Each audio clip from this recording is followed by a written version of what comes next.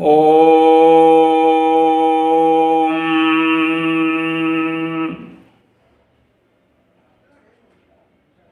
क्रीं कालिकरालवदनाय नमो नमः। ओम माँ राजराजेश्वरी चैतन्यमयी आनंदमयी सच्चिदानंद घनमयी मातेश्वरी नमो नमः। ओम काली काली माँ काली कालिके पापनाशिनी सर्वानंद करे देवी माँ तव चरणे नमो नमः। ओम कालिकाय विद्महे श्मशानवासिन्य धीमहि तन्नो घोरा प्रचोदयात्। मातेश्वरी नमो नमः। कालिका महापुराण ओम चतुर्थोऽध्याय चतुर्थो कामदेवंक सहित रतिंकर मेलन। महातपा मार्कंडेय तपतिंक शेखर मुनिगण को जाहिण बोइले कगिर। धीर चित्ते स्थिर मने करंतु श्रवण जेउ काले प्रजापति हेले अंतर्ध्यान। शिवंक गंजना शुणी देव पद्म जोनि मने मने भाड़ी हेले दिवस रजनी। निर्जन स्थाने रहीण सदा चिंता कले शिवंको रमणी शक्ति करिवे भाविले।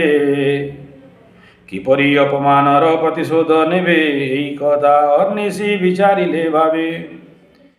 विवाह करी किपरि संसार बंधने पकाइबे शिवंको चिंता कले मने।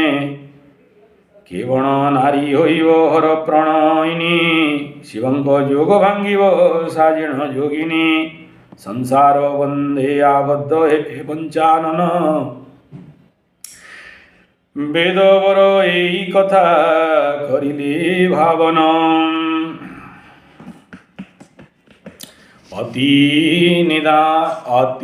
निदारुण योगी भोला महेश्वर रमणी नाम बाजन्ते कर्णरे तांकर। दुई हाथ देउछन्ति श्रवण गौरे नारी नामे घृणा जात करन्ति मनरे। संसारे प्रवेश जीवे शिव न करिवे निश्चय विनाश हेब एही सृष्टि भावे। एही पृथ्वी रे दैत्य अछन्ति अपार केतेक दानव एकु एक बलियार। विष्णुको व्यतीत सेउ आनकास्तरे विनाश नहिबे हा जाने मु विधिरे। अतएव ब्रह्मा विष्णु आउ महेश्वर तिनि जणे जेबे मन न देव एथिर। केउ प्रकार सृष्टि होइब पालन कि रूपे संहार कार्य करिवे साधन। संसार त्यागी होइण देव दिगांबर निश्चित मने समय बितांति तांकर। एथिपाई जेबे बेळु चेष्टा न होइब काली काली सृष्टि विनाश लभिब। एही रूपे चिंतान्वित अखिलर पति दक्ष प्रजापति पासे मिलिले झटति। रति संगे मनोरंगे अनंग पश्चाते आसी उपस्थित हेले चाहू साधे साधे। उमापतिंकर वामरे रमा जेउ परी शोभावर्धन करंती एही तिनि पुरी। चपला चंद्रमा यथा नाम रूप साहे सोहे इंद्रंक संगते सची करंती विजये। सेही रूपे बेनिंकर शोभाजे वर्धन परस्परे एकमन मात्र देह भिन्न। अतिशय आनंदित भयंकर मने क्षणिके विच्छेद भाव हेले आदे आदर्शने। मनरे प्रलय ज्ञान हुए सकाल रे ए रूप प्रणय चिन्ह धीरे। देखिण दंपति गण प्रभु प्रजापति वैलिक शुण काम अंबर भारती। असंभव मनोभाव करिबी प्रकाश जा फले देव देव शिव हेब हेबे बस। ସଂସାର ବାସନା ତାଙ୍କ ମନରେ ଜନ୍ମିବ, ତାଙ୍କର ସମୁଚିତ ପନ୍ଥା କରିବାକୁ ହେବ। ତାହେଲେ ସୃଷ୍ଟି ଗୋଟି ନୋହିବ ବିନାଶ, ଜଗତର ହିତେ ଏହା କରନ୍ତୁ ଅବଶ୍ୟ। ତମର ବିହୁନେ ଆନ ନେତ୍ରେ ନ ଦିଶଇ, ଯୋଗ ଭାଙ୍ଗିବାରେ କେବା ସକ୍ଷମ ହେବଇ। କରିଲେ ଏପରି କାର୍ଯ୍ୟ ଶୁଣ ଆହେ କାମ, ତୁମର ସାପର ଶାନ୍ତି ହେବ ବିରାମ। ସୁନ୍ଦରୀ ରମଣୀ ଦେଖି ଶିବ କାମାତୁର, ହୋଇଲେ ତୁମର ବାଧା ବିଘ୍ନ ହେବ ଦୂର। ନିଜେ ହିଁ ରକ୍ଷା ପାଇବ ଦେବ କାର୍ଯ୍ୟ ହେବ, ଏହି କାର୍ଯ୍ୟ କଲେ ତୁମ ମହତ୍ଵ ବଢ଼ିବ। ଶ୍ରବଣ କରି ଅନଙ୍ଗ ଧାତାଙ୍କ ବଚନ, ଅନୁନୟ ବିନୟରେ ବହିଲେ ତକ୍ଷଣ। ଯେକୌଣସି ନାରୀଗଣ ନିଜ ଆୟତରେ, ଅବହେଳି ପୁରୁଷଙ୍କୁ ବଶ କରିପାରେ। କିନ୍ତୁ ଶିବ ମହାଯୋଗୀ ନୁହନ୍ତି ସାମାନ୍ୟ, ତାଙ୍କର ଧ୍ୟାନ ଭାଙ୍ଗିବା ଅଟଇ କଠିନ। ସେହିପରି ଆୟୋଜନ କରିବା ବିହିତ, ତାହା ବଳେ କୃତକାର୍ଯ୍ୟ ହୋଇବ ସାଧିତ। ତେମନ୍ତ ସୁନ୍ଦରୀ ନାରୀ ମିଳିଲେ ସୃଷ୍ଟିରେ, ଶିବଙ୍କ ତପସ୍ୟା ଭଗ୍ନ କରିବ ଚିରେ। ଏବେ କୌଣସି ମତେ ଆପଣା ବଚନ, ରଖିବାକୁ ଚେଷ୍ଟା କର ମରାଳ ବାହନ। କେବଳ ମନ୍ତ୍ରରେ ପୂଜା ନ ହୁଏ ମୋହର, ଏହା କି ସେ ପ୍ରଜାପତି ନାହିଁ ଜ୍ଞାତ ସାର। ସହସ୍ର ଅସ୍ତ୍ରରେ ସୁଦ୍ଧା କିଛି ନ ହୁଅଇ, ସୁନ୍ଦରୀ ରମଣୀ ଦ୍ୱାରା କାର୍ଯ୍ୟ ସିଦ୍ଧି ହୋଇ। ପୂର୍ବରୁ ତାର ଉପାୟ କରନ୍ତୁ ତ୍ୱରିତ, ତାପରେ ପ୍ରିୟ କାର୍ଯ୍ୟ ହୋଇବ ସାଧିତ। ଭୀରଞ୍ଚ କାମର କଥା ଶୁଣିନ ଶ୍ରବଣେ, ମୌନ ହୋଇଣ ଚିନ୍ତା କଲେ ଅନୁକ୍ଷଣେ। ବିଚାରିଲେ କାମ ଯାହା କରୁଛି ତା ସତ୍ୟ, ଏପରି ରମଣୀ କାହୁଁ ହେବ ଆୟୋଜିତ। ଭାବୁ ଭାବୁ ଏହିପରି ନିଃଶ୍ୱାସୁ ତାଙ୍କର, ସୁନ୍ଦର ପୁରୁଷ ଏକ ହୋଇଲା ବାହାର। ରକ୍ତ ପଦ୍ମ ଯେଣି ଆଭା ତାଙ୍କର ଦେହ, ପ୍ରଫୁଲ୍ଲ ପଦ୍ମର ଦୀପ୍ତି ଧରେ ନେତ୍ରଦ୍ୱୟ। ଶ୍ୟାମବର୍ଣ୍ଣ କେଶପାଶ ଅତି ମନୋହର, କଣ୍ଠରେ ରତ୍ନକୁଣ୍ଡଲ ବୀଣା ସେ ଅନ୍ଧାର। ସୁଲକ୍ଷଣ ସୁସମ୍ପନ୍ନ ଶରୀର ଗଠନ, ଜନ୍ମ ମାତ୍ରେ ଗନ୍ଧବାୟୁ ବହେ ଘନ ଘନ। ଫୁଲ ପୁଷ୍ପେ ସୁଶୋଭିତ ପାଦପ ସକଳ, ସ୍ନିଗ୍ଧ ଭାବ ବହିଜାତ ହେଲା ଧରାତଳ। କୋକିଳ କାକଳି ଜିକିବା ଶ୍ରୁତି ମଧୁକର, ସେହି କାଳେ ଆନନ୍ଦରେ ଉତ୍ତୋଳିଲେ ସ୍ୱର।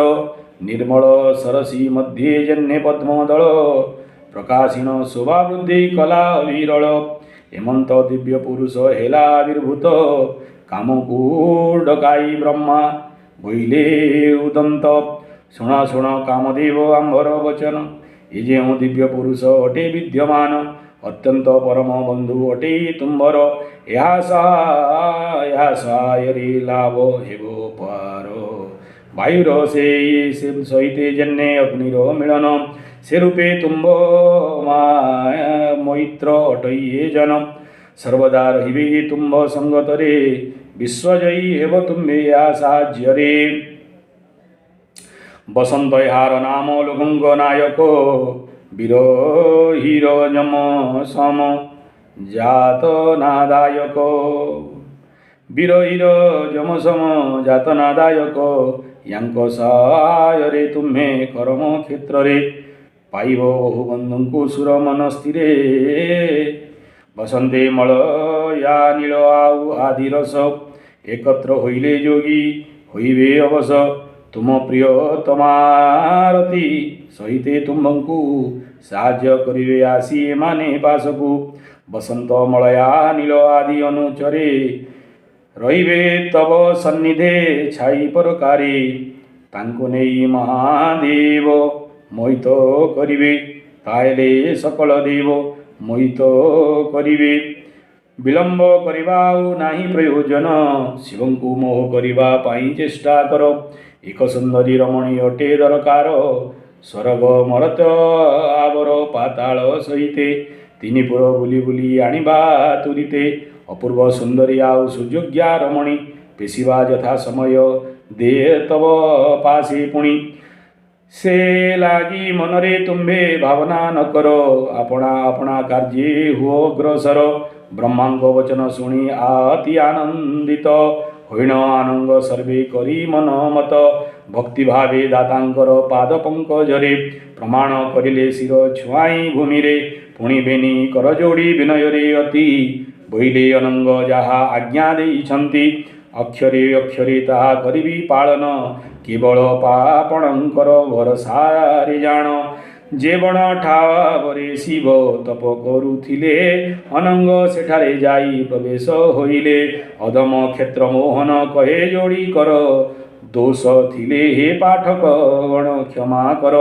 जय जय श्री कालिका पुराणे मार्कंडेय विरचित कंदर्परति मिलने नमो चतुर्थो सत्यसंतु मम कामान् पुण्य भवन्तु मनोरथां मा तव पादपङ्कजे समर्पणं मा तव पादपङ्कज दर्शन प्राप्तमस्तु मा तव पादपङ्कजे निश्चल निर्मल निष्काम ज्ञान पुण्य भक्ति प्राप्तमस्तु मा। चतुर्थ अध्याय माँ कालिका पुराण रे एठी रति एवं कंदर्प मिलन कथा कहुछि। शिव एवं ब्रह्मांकर जेते सब कामदेव प्रति अभिशाप आउ जो गंजाणा सब देइथिले तेणु कामदेव रति देवी भितरे बदला नेबार भावना सृष्टि होइछि एवं कौन कले शिव पार्वती विवाह हेबे एवं तांको उपरे थिबा अभिशाप कटिबो सेथिपाई दिन राति चिंतार विमग्न हेले एवं शिव भलिया गोटे महायोगी को विवाह पाई राजी करेवा एते सहज कथा नथिला। जे कौन सी नारी पाखरे शक्ति अच्छी गोटे पुरुष को बस करने पाई किंतु शिव भलिया महायोगी तांकु किए बा करि परिबो एवं जेते से समय रे दैत्य माने इत्यादि थिले दैत्य राक्षस इत्यादि जो माने थिले तांको द्वारा ये विश्व ब्रह्मांड कष्ट पाई आसुला। यदि शिव पार्वतींकर विवाह न हो शिवंकर विवाह न हो ताहेले विश्व ब्रह्मांड दिन को दिन क्षति ही चलिगो। यही चिंतारे संसार वासना तांको मनरे जन किंती तांकर विवाह ही परिवो एवं शिवंको हृदय रे संसार वासना किपरि जन्म हो सेथिपाई जगतर हिते यहाँ करंतु अवश्य एहीपरि जगतर हित केमिति हेई पारिबो। इंद्र को संगते सची कहंती विजये चपला चंद्रमा यथा नाना रूपो सोहे चंद्रक संगते सती करंती विजये सेई रूपे बेनिंकर शोभाजे वर्धन परस्पर एक मन मात्र देह भिन्न अतिशय आनंदित भयंकर मने क्षणिके विच्छेद भाव हेले दर्शने मनरे प्रलय ज्ञान हुए सेवा से काल रे ए रूप प्रणय चिन्ह नुई विधिरे दक्षिण दंपति गण प्रभु प्रजापति बैलिक शुण काम आंबर भारती असंभव मन भाव करी प्रकाश जहा फले देवदेव शिव हे विवसम।